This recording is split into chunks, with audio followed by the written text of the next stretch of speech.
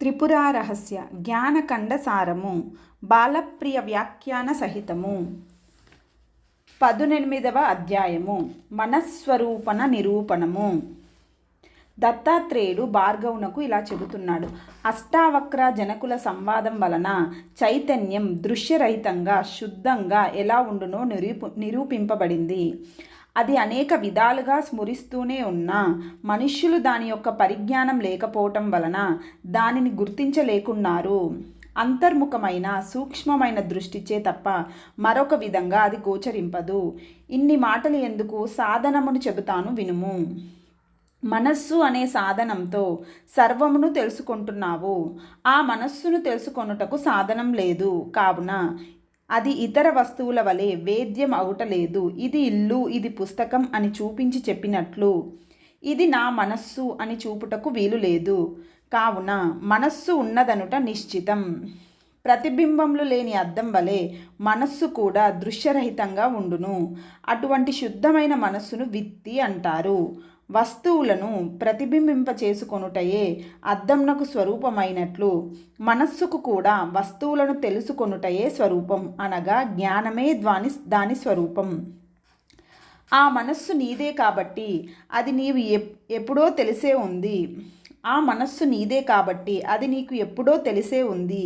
ఇది నా పుస్తకం అని చెప్పినప్పుడు పుస్తకంను తెలుసుకొనుటకు మనస్సు సాధనమైనట్లే ఇది నా మనస్సు అనేటప్పుడు దానిని తెలుసుకొనుటకు మరొక సాధనం ఉండనక్కర్లేదా అని తలంచకు. మనస్సును తెలుసుకొనుటకు మరొక సాధనం కావలసి వస్తే ఆ సాధనంను గుర్తించుటకు ఇంకొక సాధనం కావలసి వచ్చును. అప్పుడు దానికి అంతం ఉండదు. అందువలన అన్నింటినీ ప్రకాశింపచేస్తున్న మనస్సు తనను తానుగా ప్రకాశిస్తుందనే చెప్పాలి. శుద్ధమైన స్వప్రకాశమైన మనస్సే నీవు. ఏ వస్తువును చూస్తున్నప్పుడైనా నీవు భాషించకుండా ఉన్నావా? నేను చెట్టును చూస్తున్నాను అని ముందుగా నీవే భాషిస్తున్నావు, తరువాతనే చెట్టు భాషిస్తుంది. ఆ చెట్టు వలె నేను భాషించుట లేదు అని నీవు చెప్పుదువేని నీవు లేవన్నమాట. అప్పుడు నా స్వరూపంను నేను ఎలా సాధిస్తాను అనే నీ ప్రశ్న ఎలా సంభవమగును? ఆకాశ పుష్పం వలె నీవే లేనివాడవైతే ఇక నీవు ఎలా హితం కోరుదువు? అయ్యా, నన్ను గురించి నాకు సామాన్యంగా తెలియను, విశేషంగా తెలియదు అని నీవు చెబితే వినుము. నిజమే, లోకంలో ఒక వస్తువు సామాన్యంగా తెలిసినప్పుడు దాని విశేషములను తెలుసుకొనుటకై ప్రశ్నించుట సహజమే. ఇది చెట్టు అని సామాన్యంగా తెలిసిన తర్వాత ఆ చెట్టు యొక్క జాతి, లక్షణములు మొదలైన విశేషములను తెలుసుకుంటారు. కానీ నీ స్వరూపమైన ఆత్మకు, చెట్లకు, జంతువులకు వలె సామాన్య రూపం, విశేషాంశ రూపం అనేవి లేవు. దేహేంద్రియాది విశేషములు ఏవి దానికి సంబంధించవు. దానికి ఏ విశేషములు లేవు.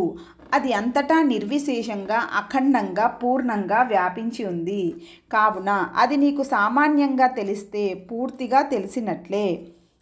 అహో, నీ స్వరూపంను నీవు తెలుసుకొని కూడా భ్రాంతి చెందుతున్నావే. నేను అని నీవు చెప్పునప్పుడు నీకు ఈ శరీరం, ఇంద్రియంలే తోచుట నిజమే. కానీ నీ సంకల్పంను అనుసరించి అవి నీ స్వరూపంగా తోస్తున్నాయి. శరీరంనకు బాధ కలిగినప్పుడు అది బాగుండాలని నీవు భావిస్తున్నప్పుడు ఆ శరీరమే నీవైనట్లు భావిస్తున్నావు. అలాగే ఈ ఇల్లు నాది అని తలుస్తున్నప్పుడు దానికి భంగం కలిగితే శరీరంను గురించి బాధపడినట్లే ఇంటిని గురించి కూడా అది నీవే అయినట్లు భావిస్తున్నావు.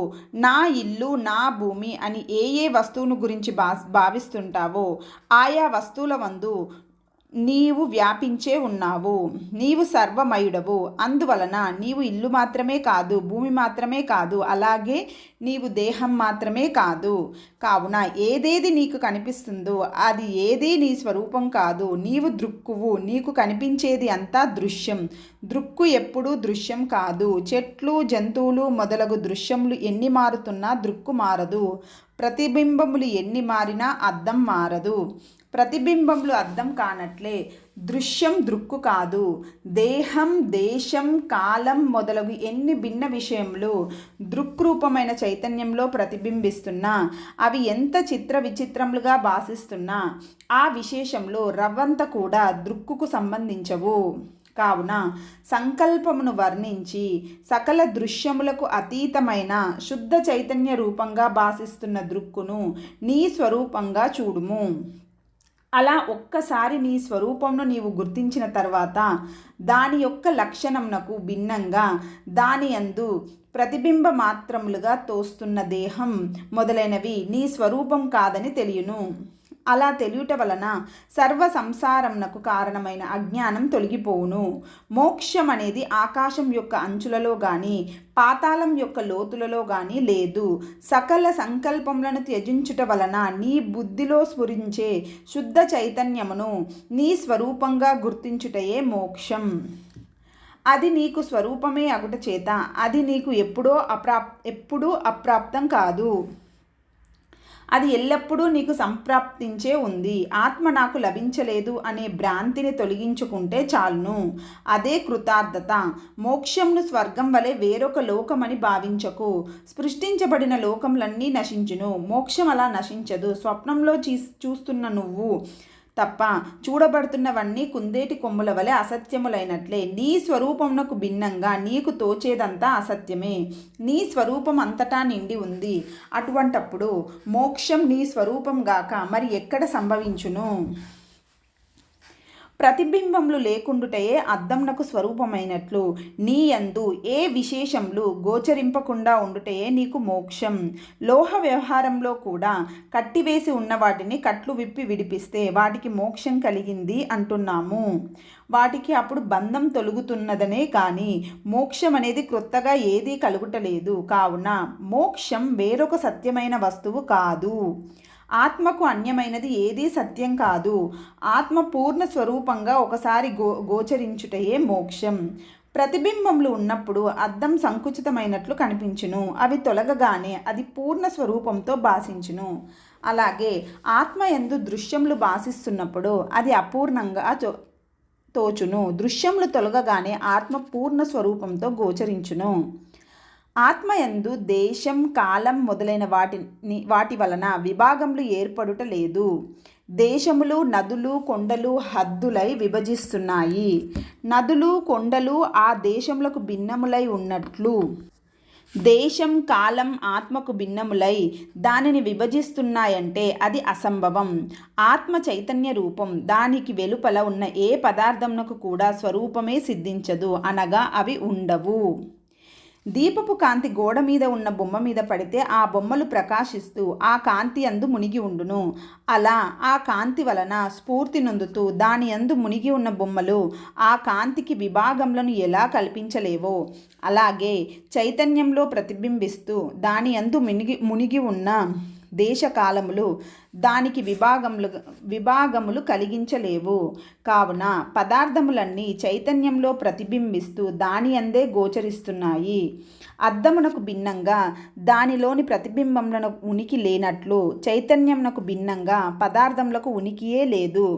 కలలో వలె పదార్థంలో జాగ్రత్తలో కూడా వెలుపల ఉన్నట్లు తోచుట భ్రమ వలనేనని జరుగుతున్నది.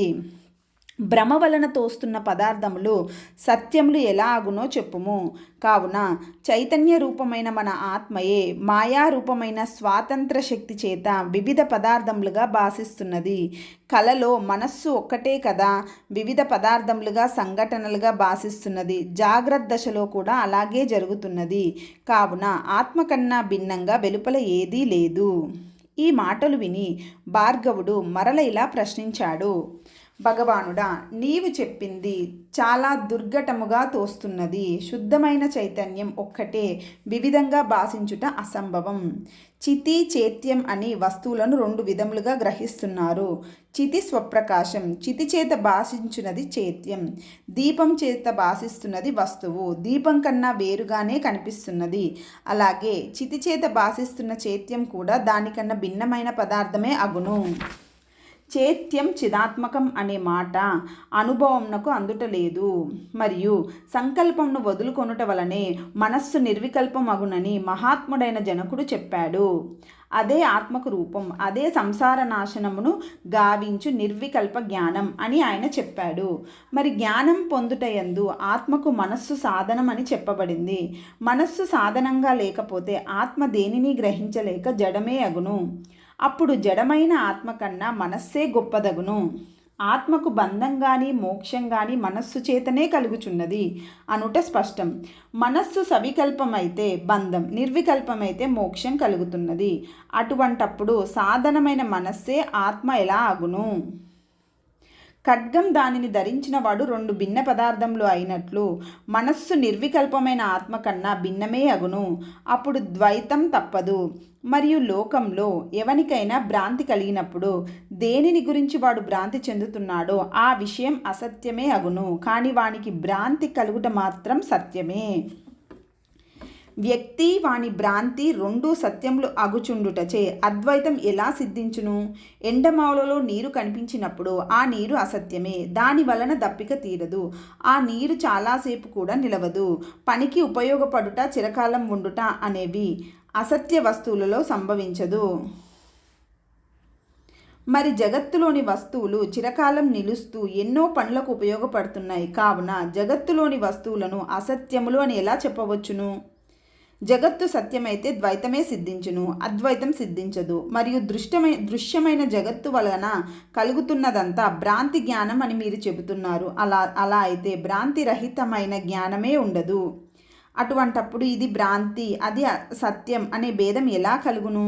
భ్రాంతి అయినా అందరికీ సమానంగా ఎలా కలుగుతున్నది? ఈ సందేహం నా మనసును విడవకున్నది. దయతో వివరించండి. దత్తాత్రేయుడు సంతోషించి ఇలా చెప్పడం మొదలుపెట్టాడు.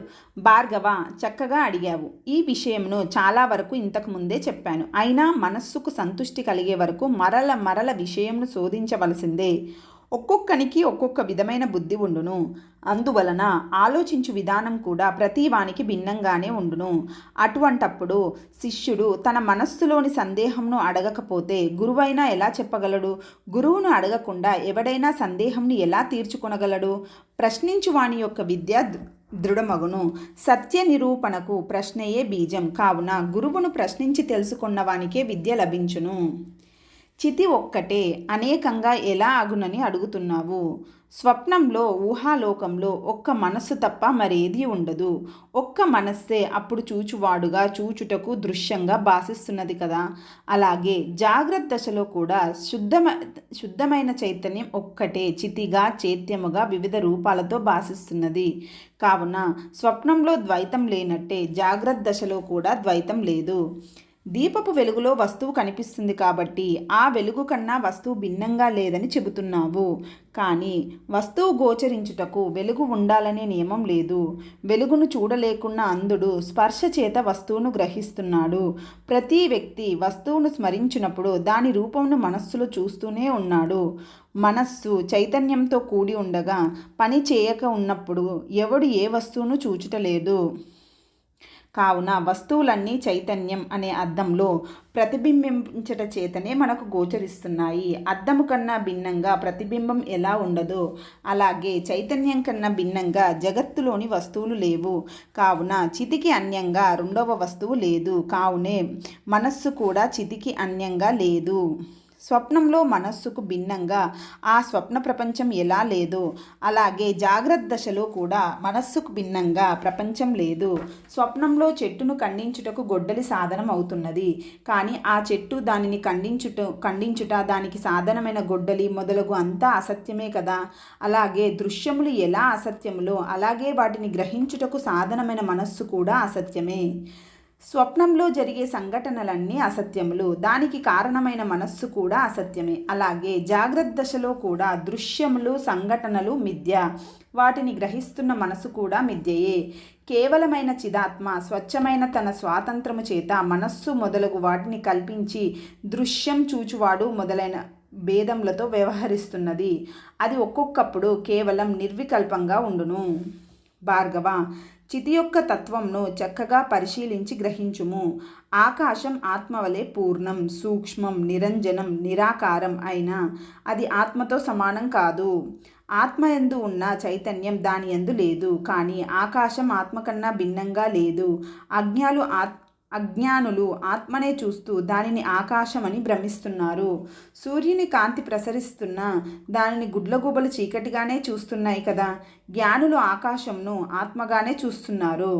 చిదాత్మ స్వచ్ఛమైన తన స్వాతంత్ర వైభవం చేత ఒక్కటిగా ఉన్న తాను అనేక విధములుగా భాసిస్తున్నది. ఇంద్రజాలికుడు తాను ఒక్కడే అయ్యి ఇతరులకు అనేక రూపములతో భాసిస్తున్నాడు. ఆ రూపములన్నీ వాని మాయ చేత మోహితులైన వారికి గోచరిస్తున్న వాని దృష్టిలో అతడు కేవలుడే. ఆ రూపములన్నీ అసత్యములే. అలాగే మాయామోహితులైన వారికి జగత్తులోని రూపములన్నీ సత్యంగా భాసిస్తున్న ఆత్మతత్వంని ఎరిగి చిదాత్మ స్వరూపులైన వారికి ఆ జగద్రూపములన్నీ అసత్యములుగా, తమ స్వరూపమైన చిదాత్మ ఒక్కటే సత్యంగా గోచరించును. ఒక్కటిగా ఉన్న చిదాత్మ అనేక పదార్థాలుగా ఎలా భాసిస్తున్నదని నీవు శంకిస్తున్నావు. చిదాత్మకు అత్యంతమైన స్వాతంత్రం కలదు. అదే మాయ. అది ఎంతటి దుర్ఘటమైన కార్యమునైనా సమకూర్చగలదు. లోకంలో యోగులేగాక మామూలుగా ఉండు మాంత్రికులు, ఇంద్రజాలికులు కూడా మనకు దుర్ఘటముగా తోచు కార్యములను చేస్తూనే ఉన్నారు. వారు ఎంతగా స్వాతంత్ర శక్తిని పొందుతున్నారో అంతగా వారు ఆ కార్యంను నిర్వహింపగలుగుతున్నారు. చిదాత్మ యొక్క స్వాతంత్రం పరిపూర్ణం. అదే మాయాశక్తి. ఆ మాయ యొక్క ఆవరణంను యోగం మొదలగు సాధనముల చేత ఎవరు ఎంతగా తొలగించుకుంటారో వారికి అంతగా స్వాతంత్రం కలుగుతున్నది. ఆ స్వాతంత్రం యొక్క శక్తిని అనుసరించి వారు దుర్ఘటములైన కార్యములను సాధిస్తున్నారు. కావున పరిపూర్ణమైన స్వాతంత్ర శక్తి కలిగిన చిదాత్మ ఈ జగత్తును భాసింపచేయుట విచిత్రం కాదు. అఖండము పరిపూర్ణము అయిన చిదాత్మలో జగద్రూపములైన విభాగములు ఎలా ఏర్పడుతున్నాయో చూడుము. పూర్ణమైన చిదాత్మ తనలో ఒక భాగములో ఇది నేను అని అభిమానించుచుండుటయే విభాగం తోచుటకు మూలం. ఈ అపూర్ణత్వ స్ఫురణయే అవిద్య అని శాస్త్రములలో చెప్పబడింది. ఇలా తనలో కొంత భాగంలో చిదాత్మ ఇది నేను అనే అభిమానంతో స్మరిస్తుండగా ఆ భాగం జగత్తుగా భాసిస్తుంది. మిగిలింది ఆకాశంగా భాసిస్తుంది. కావున ఆత్మకు భిన్నంగా జగత్తు కానీ ఆకాశం కానీ లేవు. రెండూ ఆత్మయందే తోస్తున్నవి. ఈ విషయంలో తార్కికులే కాదు, పండితులు కూడా అనేకులు భ్రమ చెందుతున్నారు. ఆత్మతత్వంను గురించి విన్న పండితులు చాలామంది దానిని తమ స్వరూపంగా గ్రహించక బహిర్ముఖమైన దృష్టితో వ్యవహారంలో నిమగ్నులై ఉంటారు. ఆత్మతత్వంను గురించి ఎంతగా విన్నా, మననం చేసినా అపరోక్షంగా తన స్వరూపంగా ఆత్మ సాక్షాత్కరించు వరకు నిధిధ్యాసనము చేస్తేనే తప్ప అజ్ఞానం నశించదు. కావున భార్గవ, బాహ్య దృష్టిని విడిచి నేను చెప్పిన దానిని అంతర్ముఖమైన దృష్టితో చక్కగా చూడుము. చిదాత్మకు జడమునకు భేదం ఎలా ఏర్పడుతున్నదో చూడుము. చిదాత్మ మనస్సులోను వ్యాపించి సర్వంన ప్రకాశింపచేయును. తాను దేని చేత ప్రకాశింపబడకుండా స్వయంగా ప్రకాశిస్తున్నది. జడములు స్వయంగా ప్రకాశించకుండా చిదాత్మ వలన ప్రకాశిస్తున్నవి. అద్దంలో ప్రతిబింబిస్తున్న వస్తువుల యొక్క విశేషములు ఏవి అద్దంనకు ఎలా సంబంధించుటలేదో, అలాగే చిదాత్మ వలన ప్రకాశిస్తున్న జడముల యొక్క విభాగ విశేషములు ఏవి చిదాత్మకు సంబంధించవు. జడములకు అతీతమై అఖండమై స్వయం జ్యోతి అయి వెలుగుతున్న ఆత్మను సాక్షాత్కరించుకొనుటయే స్వాత్మ విశ్రాంతి. దానినే పూర్ణహాంత పూర్ణాహంకారం అని చెబుతారు. విషయంను నిరూపించుటకే ఇన్ని పేర్లను ఇన్ని విధాలుగా చెబుతున్నామే కానీ వస్తువు మాత్రం ఒక్కటే.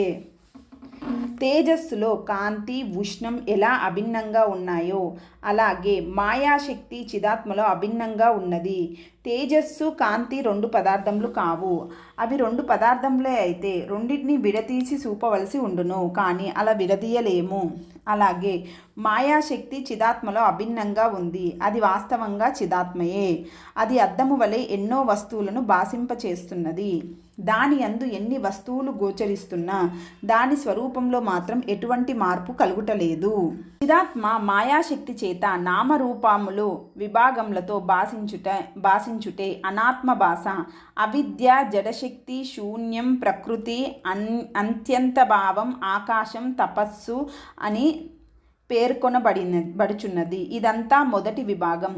పరిపూర్ణమైన ఆత్మస్వరూపంను గుర్తించలేక భ్రాంతితో దాని యందు కొంత భాగంను చూస్తుండుట వలననే ఆకాశం తోస్తున్నది. ఆత్మ ప్రదేశంలో ఏ భాగంలో ఇది నేను అనే అహంకారం ప్రసరించుట లేదో అది ఆకాశంగా భాసిస్తున్నది. కొంత ఆకాశంగా కొంత జగత్తుగా గోచరిస్తున్న ఈ భేదమే సంసారంనకు కారణమవుతున్నది. రామ, సూక్ష్మ దృష్టితో చూడుము. దేనిని నువ్వు ఆకాశంగా చూస్తున్నావో అదే దాని యందు ఉన్న జీవరాశులకు ఆత్మ చైతన్యం అదే నీయందు ఎలా ఉందో అలాగే ఇతరుల యందు ఆనందఘనంగా ఉంది. కల్పితమైన ఈ ఆకాశ విభాగం చేత సంకుచితమైనట్లు తోస్తున్న చిదాత్మయే మనస్సు. అది ఆత్మ కన్నా భిన్నమైన వేరొక పదార్థం కాదు. అయినా మాయ యొక్క ఆవరణ శక్తి చేత జగత్తు భాషిస్తున్నప్పుడు ఆ జగత్తులోని వస్తువులను గ్రహించుటకు మనస్సు ప్రమాణం అవుతున్నది, అనగా జ్ఞానంను కలిగించుటకు సాధనమవుతున్నది. మనస్సు చేత విషయములను గ్రహిస్తున్న చిదాత్మ జీవుడు అని చెప్పబడుతున్నాడు. మొదట ఆకాశం చేత ఆవరింపబడిన చిదాత్మ క్రమంగా దాని యందు ఇతర గుణములను ఆరోపిస్తూ తక్కిన భూతముల చేత ఆ భూతముల వలన ఏర్పడిన శరీరం చేత ఆవరింపబడింది. ఇలా కుండ లోపల ఉన్న దీపం వలె చిదాత్మ శరీరం లోపల నుండి దానినంతా కాంతి చేత వ్యాపించి ప్రకాశింపచేస్తున్నది. కుండలో ఉన్న దీపం దానిని భాసింపచేస్తూ దానితో సంబంధం లేకుండా స్వతంత్రంగా ఎలా ప్రకాశిస్తుందో చిదాత్మ కూడా శరీరం ఇంద్రియాలను భాసింపచేస్తూ వాటితో సంబంధం లేకుండా స్వతంత్రంగా ప్రకాశిస్తుంది. కుండ యొక్క చిల్లుల నుండి లోపల దీపకాంతి ఎలా వెలుపలికి వచ్చునో అలాగే ఇంద్రియ ద్వారముల నుండి చిదాత్మ యొక్క చైతన్యం వెలుపలికి ప్రసరించును. నిజంనకు చైతన్యం వెలుపలికి ప్రసరించుట అనేది లేదు. పూర్ణమైన చైతన్యంనకు కదలిక కుదరదు. తనకు ఆవరణంగా ఉన్న జడశక్తి రూపమైన అజ్ఞానమును చిదాత్మ యొక్క స్ఫూర్తి రూపమైన జ్ఞానశక్తి ఎంత దూరం నివారించునో అంత దూరం చైతన్యం వెలుపలికి వస్తున్నట్లుగా తోచును.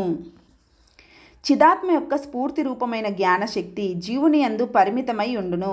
అది ఇంద్రియ ద్వారముల నుండి వస్తువులను ఆవరించి ఉన్న జడశక్తిని నివారించును.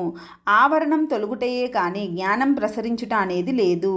స్ఫూర్తి చేత వస్తువులను కప్పి ఉన్న అజ్ఞానం తొలగించుట మనస్సు చేస్తున్న పని. కావున మనస్సే ఆత్మ అని చెప్పబడుతున్నది. చలించుచున్న చితియే మనస్సు. మనస్సు నిశ్చలమైతే ఆత్మయే అగును. స్ఫూర్తి చేత ఆవరణమును తొలగించుచుండుటయే చితి యొక్క చలనము. ఈ చలనమే వికల్ప జ్ఞానము.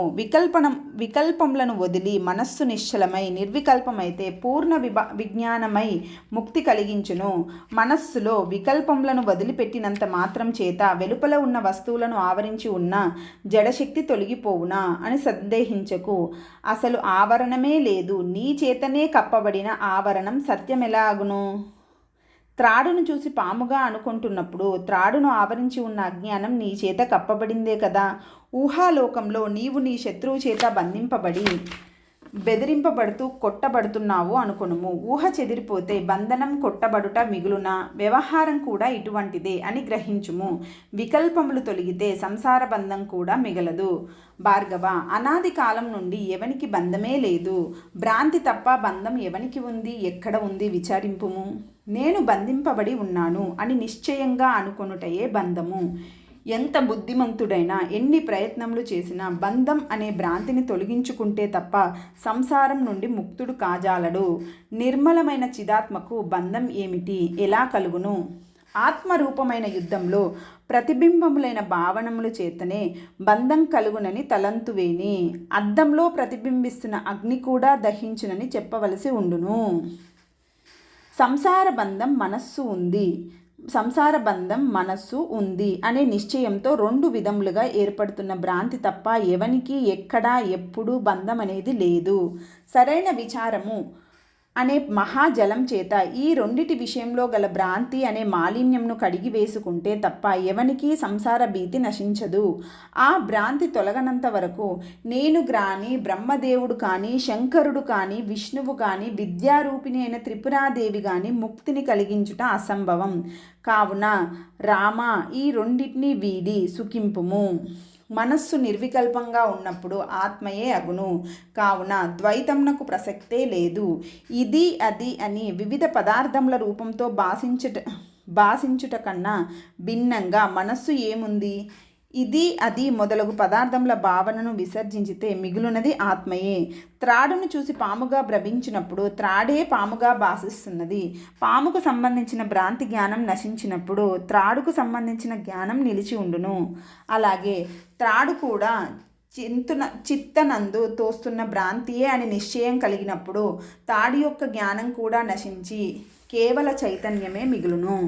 ఇలా నీకు కనిపిస్తున్న ప్రతి దృశ్యములోనూ నామరూప విశేషములను కల్పితములుగా గ్రహించి ఆ భ్రాంతి జ్ఞానంను తొలగిస్తే కేవలమైన చైతన్యమే మిగులును.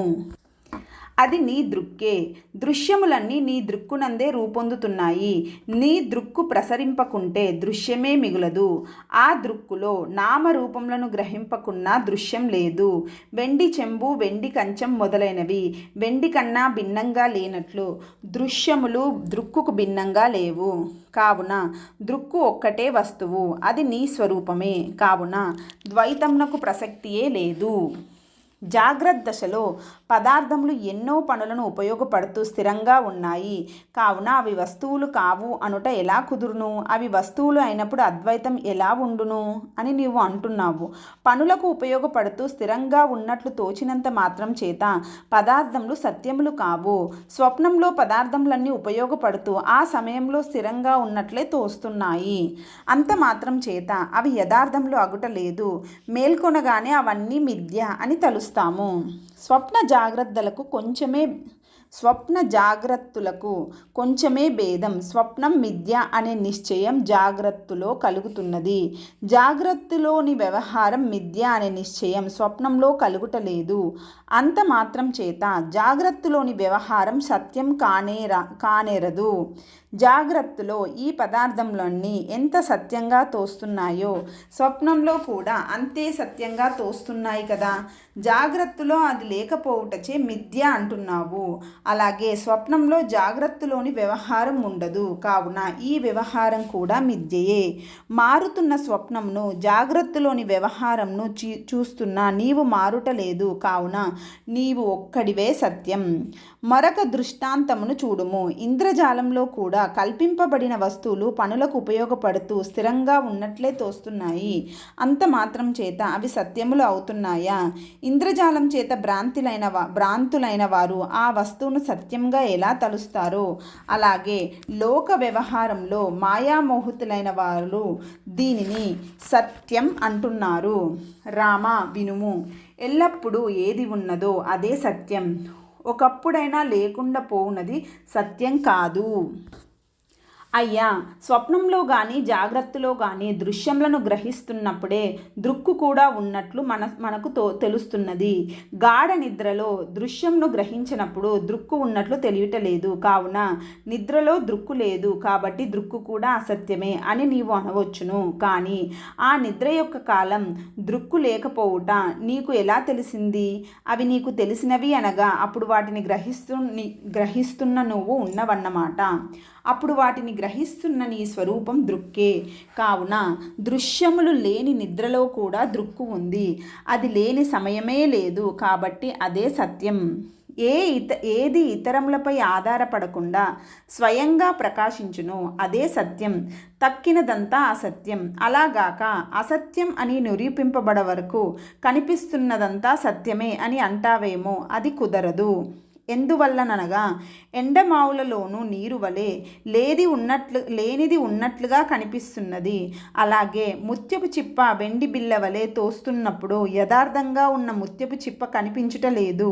ఇది అందరికీ అనుభవ సిద్ధం. అటువంటప్పుడు నీవు చెప్పినట్లుగా అసత్యమని నిరూపింపబడే వరకు కనిపిస్తున్నదంతా సత్యమే అని అంగీకరిస్తే ఎండమావులలోని నీరు కొంతకాలం సత్యంగా ఉన్నదని, ముత్యపు చిప్ప నిజంగా కొంతకాలం లేదని అంగీకరించ వలసి ఉండును. ఇది కుదరదు.